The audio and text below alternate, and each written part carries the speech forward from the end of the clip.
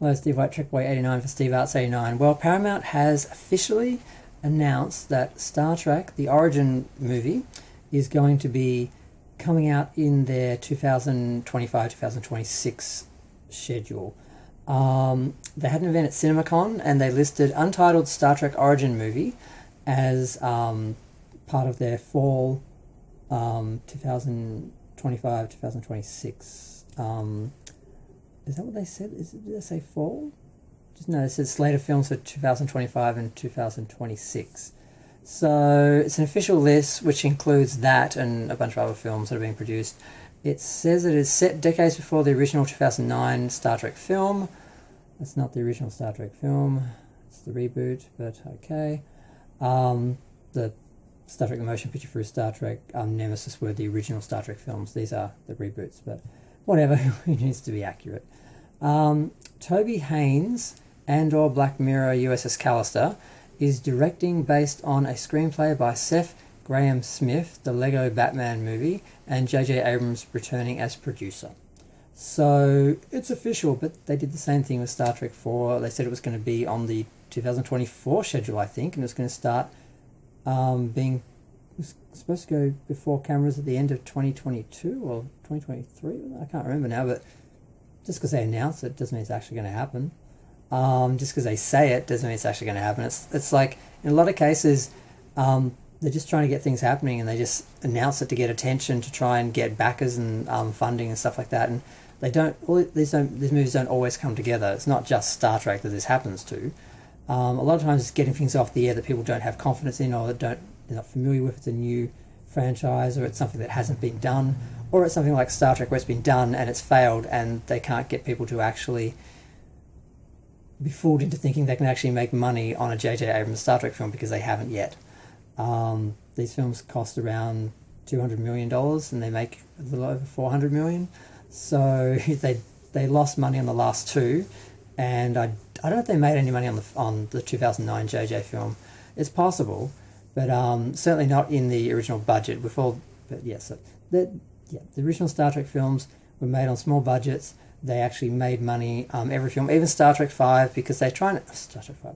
Actually, even Star Trek 5 actually made money, but Star Trek 1 actually made money as well.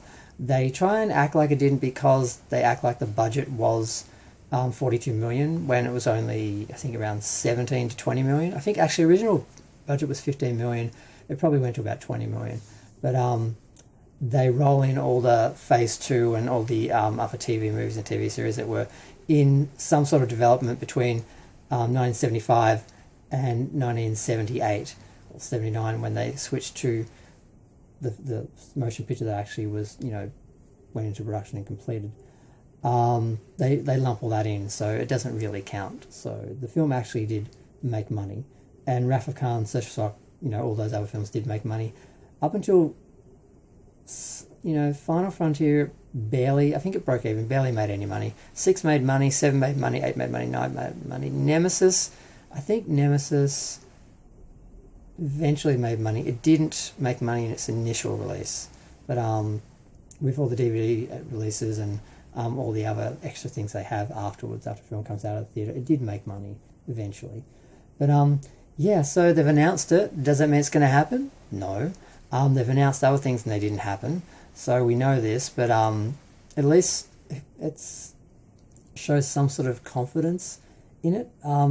There is talk that Star Trek 4 is still going to happen, but they've just given it to a new writer, so they're saying that it couldn't happen for this slate that they've set up, but they may have it done in time for the 60th anniversary, which would be weird because Star Trek Beyond was basically timed for the 50th anniversary. Discovery was supposed to be released.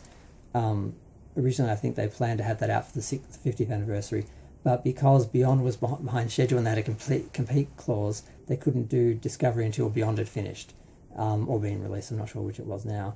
And that's when they announced Star Trek 4, when they were releasing Beyond. But as you can see, it's 8 years later, and it's going to be another couple of years before we see it, if we see it. They're probably aiming for a 60th anniversary film, because with the 50th anniversary, there was no 50th anniversary linking tie-in support for the movie and the TV series, because Paramount, CBS was still separate and they weren't helping each other promote their own different Star Treks. It was really disappointing because everyone was expecting, oh, it's the 50th anniversary, there's going to be a lot of stuff, there's going to be a lot of things related to the movie, and it didn't happen. It was really disappointing.